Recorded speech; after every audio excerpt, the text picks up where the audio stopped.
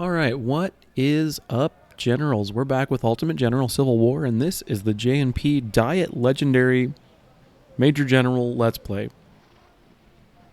We're going to be doing a camp video of the army before we head into the Battle of Shiloh. And you'll basically see that I have scraped the bottom of the barrel in every possible regard here.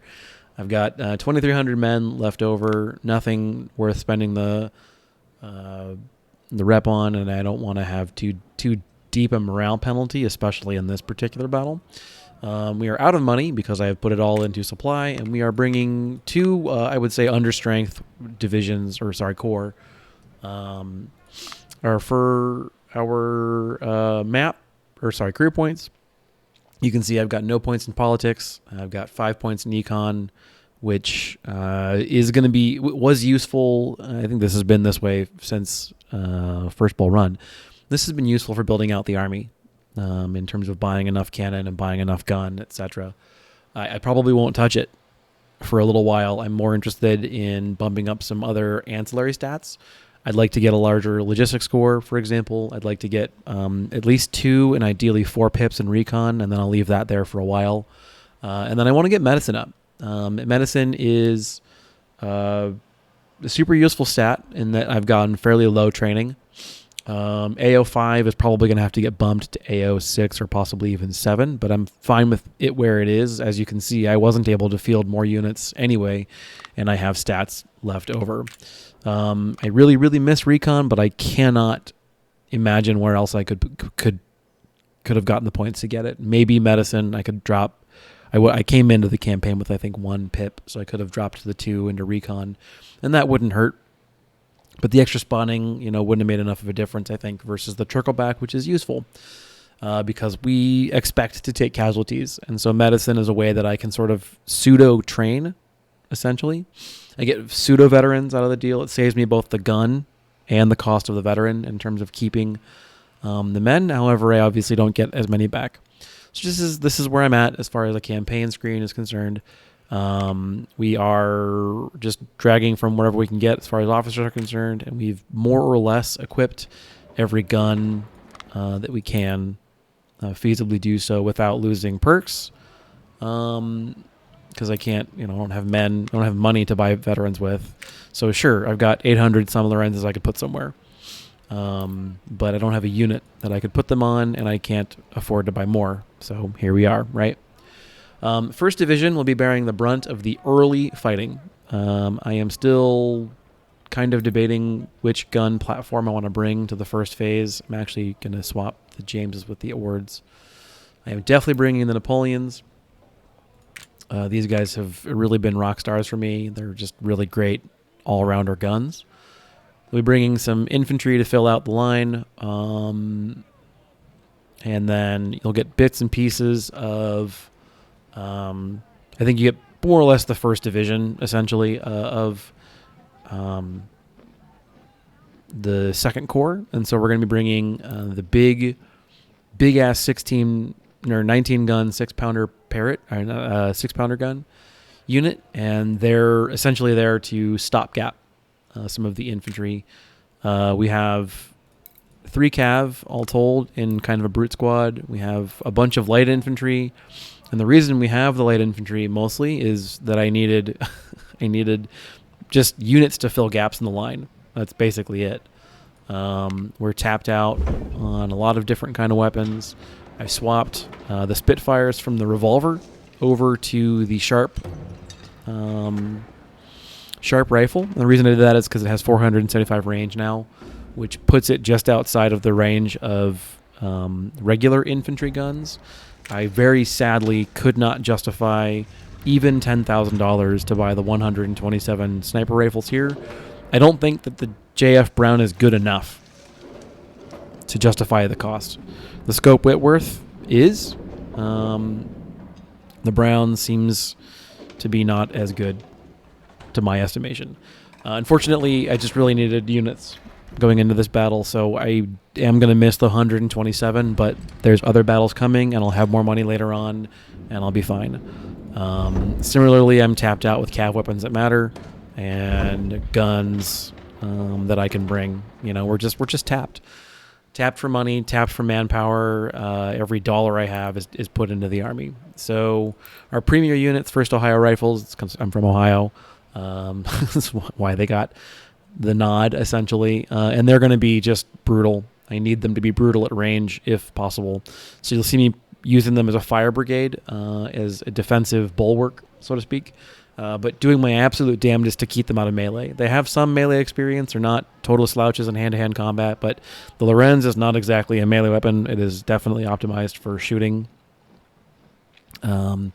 And then we have a bunch of new units mixed into the early forces, and that's because I take really, really heavy casualties no matter what I do early on in the battle, and I need to, not. I need to not care so much about those casualties. In fact, yeah, I need to not be as terribly invested in whether or not those units take losses, because based on my testing, there's no way around taking losses on the early fight. It's can you establish defensive fields in the middle of the battle, and then can you work your cavalry around their rear and cause damage to their to their support units, which is supply carts and or artillery. Light foot just kind of allow me to extend the line without worrying over much about whether or not they were forces that I would be preferring to have deployed somewhere else on the line. So I like skirmishers for this, for flank work and for that kind of thing. And then eventually I'm going to worm them around the rear too and start trying to pick off artillery or, that kind of thing. Eventually, the Confederates, they're attacking along 2 fairly narrow fronts. And so when the field opens up on the 3rd phase, you have the chance to kind of work around the flank. So ultimately what's going to happen is, let's take a look at the battlefield here. All right, so what am I looking at? This is probably Shiloh Church. That looks like it, yeah. And then this is wherever you deploy for early on. This is the Devil's Den, it looks like. And then this is some of those trees that worm their way around Devil's Den. And then I'll bet this is Pittsburgh Landing back here. So basically, these forward positions I'm going to abandon immediately. There's no sense at all in defending them. Abandon immediately. I am trying to trip this phase as soon as I practically can. There's nothing I can do to hold it. Nope. Just nope. We are going to be doing kind of a fighting withdrawal over here, however. Let me see. If this is the river, you deploy right here. You have some guys across the river on this side. We're going to be pulling across the river, obviously, and defending essentially this position, if this is where I think it is. Yeah. So there's the swamp. There's a farmhouse here. There's the Shiloh Church flag is actually a little bit back from this copse of trees. You can't hold this. The issue is essentially there are too many ways that the Confederates can attack over. They can attack out of the shadows, essentially. They can attack from a covered position or a place where you can't see them.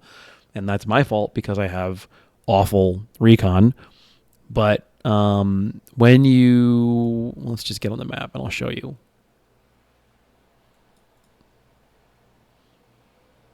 And then I'm going to order a pizza. And then when that gets done, I'm going to try and record the actual battle.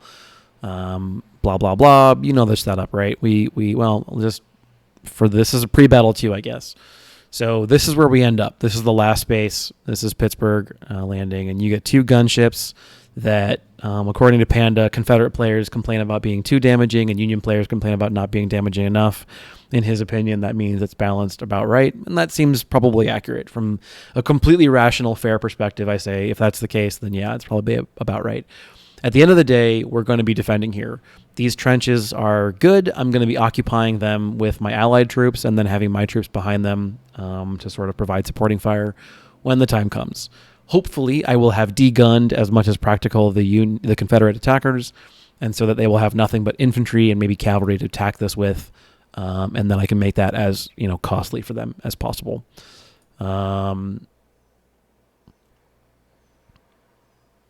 This is not any better as far as a position to show the ground. This is undefensible. You don't have enough troops deployed early on to stop the endless waves of 9 million man brigade, 3-star Confederate veterans. So undefensible, abandoned immediately. And then this is where you will get reinforcements later on in the day. And also if this goes to day 2, which it probably will, you'll get additional reinforcements on top of that. Actually, I think there's no way for it not to go to day 2. Pretty sure.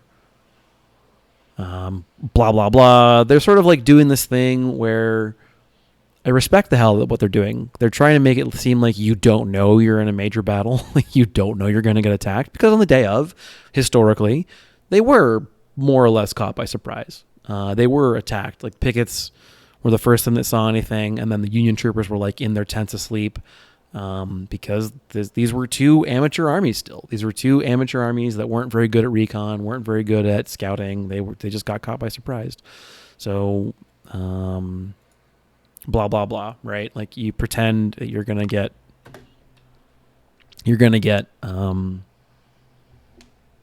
snuck attacked. So ultimately, this forward position is fundamentally indefensible. If I had a bigger army or more guns, a different discussion maybe. But right now it is in this current configuration of the military, it's a completely indefensible position. You cannot hold it. You won't. And the position is indefensible because they can attack this position from here safely, despite crossing a river and going uphill and attacking in the open. They will be from a position of safety here. They can put their cannon right meow, and they can shoot you, and they can shoot from the shadows. Same shit over here. This position's a little better. And actually, in my testing, basically, they always penetrated over here because they can attack basically for free. As they're covered here, there's very little open terrain. There's some, and there's a creek, but it's not enough to make a difference. And my units, they're not experienced enough to have like one volley be devastating. Ohio rifles can do it, but nobody else. So ultimately what I'm going to end up doing, I think, this is the plan anyway, and obviously we'll see how it shakes out, is kind of fighting withdrawal over all of this terrain, and then I'm going to make my stand essentially along this line here. And the reason I'm going to do that is that there's no way to attack this position without going over open ground. Somewhat here you can, but this isn't like great. And I can put an artillery park back here. I can put infantry layered back here. I can kind of wind around this. If I really, really, really need to, and I don't want to, I can rotate my flank back along this line. I really don't think I'm going to have to do that. But if I do, it's great because this is just really awful terrain for them to attack from. And because I know they want this flag, they're more or less going to funnel all their shit towards this flag. So if that's the case, what I can do then is I can deploy my forces along here and attack or fire obliquely against troopers that are attacking this flag. And then once they have the flag, they're going to attack things they can see from the flag, which will be my forces arrayed here. This is great cover, great dense forest cover. And then I can put the artillery back here. You get the idea. Similarly, so this is a rectangle that goes about meow. This ends here, and then there's a line of trees that goes up about this way, and then there's the Devil's Den right around meow. So ultimately what's going to happen is I'll kind of string my line along here, I'll bulwark here, and then I'll continue along this line. The second wave of Confederate troops is going to come around this direction towards Devil's Den, and essentially the hope is that 2nd Ohio, for example, can post up on this long line and provide enfilade fire while they push up towards Devil's Den. And we'll get some reinforcements from Devil's Den and all that kind of nonsense. The other reason that I abandon immediately the defensive positions in the second position is that will not give the Confederate reinforcements that come in over here time to march into position. And so what ultimately will happen is, some lead elements of their force will be overextended, and I'll be able to sneak in and get some early kills on maybe artillery or something, or a supply wagon. And there will also be a big hole. So the early wave of the left wing will be up here, and then the early wave of the other wing will be down here. And I can pour cavalry and maybe skirmishers, probably just cavalry, into the gap and then I can loop around here and I can fuck up with the artillery or the supply wagons or whatever. That's the hope. Another thing I'm going to try and do is I'm going to wing my light infantry around to this way and then kind of take over. I want to take over this, because if you can get this territory right here, once they've committed to their attack over here, so you know they don't have a lot of infantry attacking this way, this is a really nice raised position, and you can put cannon here or whatever. If there's still serious fighting in this area, I could put cannon here or something, and then they're out of ability to attack. So if I am successfully able to transition this into some sort of counterattack position, that's ultimately what I'm going to do. If I'm not, then I just fall back along this road, post up defenders here and maybe here, fall back along this road to Pittsburgh Landing, and then we get out of dodge essentially, and hopefully protect as best as practical. I know I'm going to lose some guns on all of these units. My artillery and the infantry are just going to get mauled. I will consider today a success if I walk out of this battle with less than 50% casualties. That is how rough Shiloh is. Especially these troops on the opener, they're all going to get mauled to fucking back, and there's basically nothing I can do about it. So the early part of this battle really is just surviving it.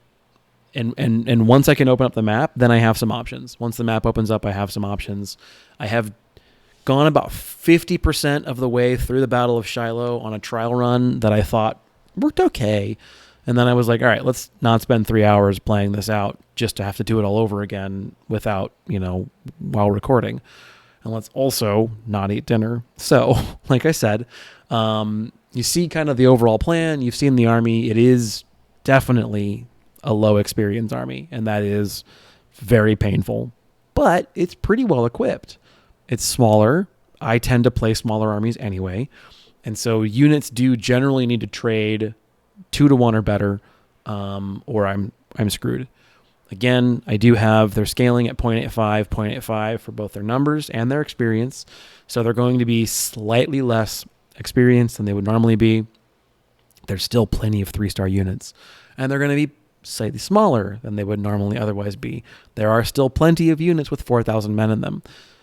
And the reason the scaling is so fucked is because you get allied units. You get allied units in the trailing end of the second part of the trailing end of like phase 3. So you have left 1, right 1, and then the map opens up, and that's phase 3. The trailing end of phase 3, you get allied brigades. They're large. They're like 2,200 plus or minus, right? So that's what's screwing up scaling. When and if we get to day 2, or I would imagine you get reinforcements around the Pittsburgh Landing part 2, probably. Around day 2, we get basically a whole division, and they're also going to be big. And so that's probably why Shiloh is so hard, especially if you've done what I've done and gone for like an average or medium army build, is you're fighting a large army build. You're fighting a large army build with a medium army, and you don't have access to all of it. And the other part is I don't have access to a supply wagon. So if these cannon are allowed to shell indiscriminately, they're going to run out before too long. So yeah, reason I have the Napoleons here is for counter infantry work. And then the reason I have the Ords is because they're actually great in this range band. And because they're going to be back here, when they're back here, that range band is going to be around here. So they're going to be like ideal. They're going to be in their ideal use case, living their best life, right? Being their ideal selves, shelling infantry here. And I hate that there's no way for me to kick them out of this effectively until the map opens up and until I get cavalry and that kind of thing. So yeah, I want to call the video here. As far as you're concerned, there'll be probably a couple of days between the upload of this video and then, the upload of the Battle of Shiloh. As far as I'm concerned, it's probably the half hour it takes them to make the pizza and then for me to go get it. And I'll crack a beer and, try and knock this shit out. I will absolutely not be doing audio recording during the Battle of Shiloh, and there is a very good chance I'll upload the battle as 2 or maybe even 3 parts. Just because it is a big slog of a fight, and I personally don't like recording audio for 3-hour videos, and my analytics suggests that none of you watch them all the way through anyway. So, mad respect, like I wouldn't either in complete fairness, watch a 3-hour video. So all that having been said, I will see you guys on the field. This is Fiasco saying, wish me luck. And I'll take a large garlic crust with all the vegetables. All right, thanks. This is Fiasco. See you in the next one. Bye.